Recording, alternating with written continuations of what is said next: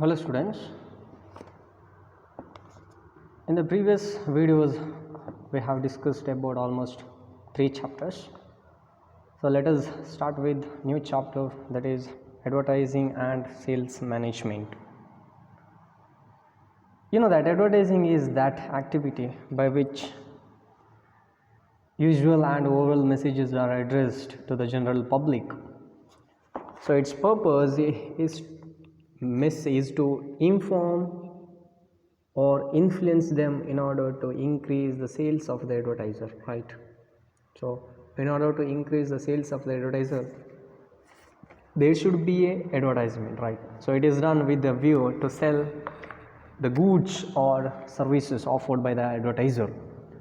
So it may also draw the readers or viewers to act favorably towards the idea or institutions or features, and it is paid by a seller. Seller means sponsor, and the seller or the advertiser has to pay for the space means time through which the message appears. So here message means advertisement.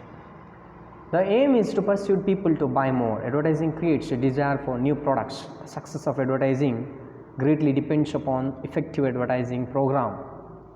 An effective advertising naturally necessitates mass production, thereby reduces unit cost by lowering the price of goods in favor of consumers. The message is known as advertisement. Advertisement is nothing more than a message. So advertising is a process, it is a program or series of activities necessary to prepare the message and bring it to the intended persons or market. The reader knows who is behind the advertising, as a sponsor is openly identified in the advertisement itself. Payment is made by the sponsor to the media who carry the message, right? So let us go through the definition and meaning of advertising.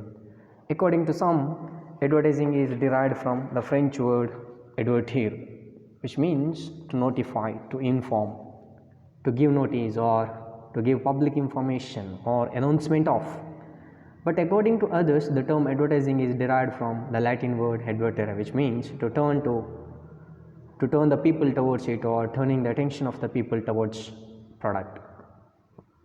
Whatever may be the origin of the word advertising, literally advertising means informing the people of the availability of a particular product or service, but in its real or practical sense means informing the public of the availability of a particular product or service, right?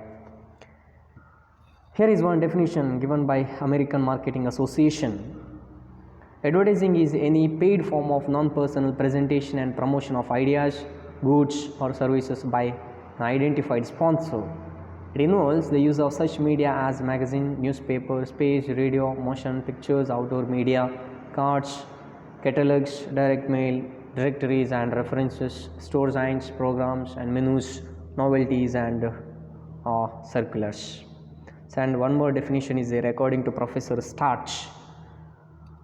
Advertising is selling in print or presenting a commodity in print to the people in such a way that they may be induced to buy it.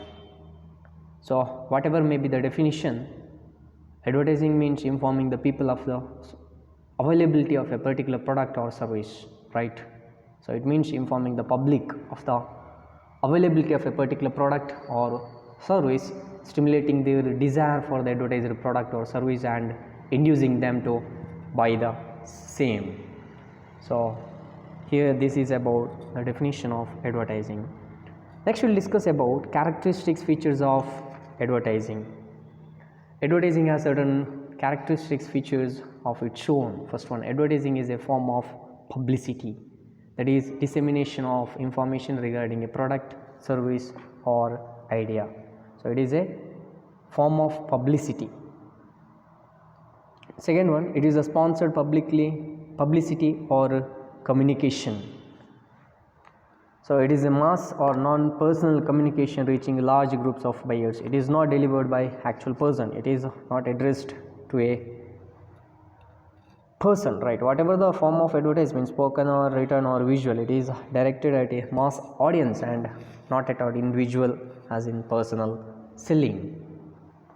And one more, the sponsor of advertisement is usually identified in the advertisement itself. Sponsor means the seller. Here seller of the advertisement, we can identify the seller of the advertisement in advertisement itself. And it is a paid form of publicity.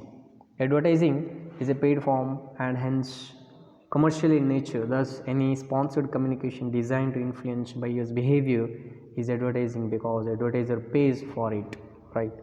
And it is a non-personal communication, that is, the communication is only through written, spoken or visual means and not through persons. It is a mass communication. I already told it is a mass communication. It is addressed for group of persons, not a communication. It is not a communication to a specific individual, right? And it is undertaken to influence the buying behavior of the customers, right? The advertising, it always influence the consumer to buy some goods or certain goods.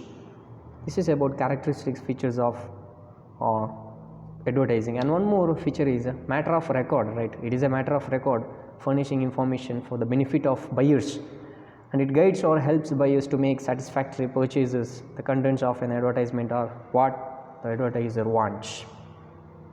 And one more, identifiable with the sponsor. Advertising is identifiable with its sponsoring authority or advertiser. It discloses or identifies the source of opinions and ideas it presents.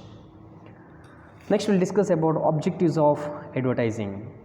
Personal selling and other forms of promotions are supported by advertisement. It is a main objective, right? The long-term objective of advertising are broad and concerned with the achievement of overall company objective, right? They are as discussed below. First one, to create demand for a new product. So how we can create the demand for a new product? By informing the prospect of the existence of the product and its special attitudes, uses and all, right? And second one, to maintain the demand for an existing product. So by explaining the merits of the product, we can maintain the demand for existing product. And to extend the market, that is to increase the demand for an existing product by emphasizing the superiority of the product over the other products and weaning the customers away from the competitive products. And one more, it warned the public against the imitation of the particular product by others through precise description of the special features of the product. So here the competitors, they are not supposed to use or they are not supposed to imitate the particular brand or competitor's brand, right? That means other producers. And one more, to assist the salesman in their efforts to promote sales. So here this advertisement which helps to salesmen to increase the sales volume, and here by this salesman can have less efforts to promote sales, right? Next one, to popularize and establish an image of the product, and by this they can build up reputation and goodwill for the producer. To induce the dealers to stock the goods advertised. That means dealers means wholesalers and retailers. So this advertisement which induce the wholesalers, which induce the retailers to stock the goods advertised. And last, to help the dealers to sell the products without much difficulty and expense. So here by the advertisement, wholesalers and retailers, they can sell their products without much difficulty and expense, right? So this is about the objectives of advertising, right? I hope this one is understood for everyone, right? In the next class we will discuss about importance or functions of advertisement or benefits of advertisement, and or criticisms or objections against advertisement. Thank you.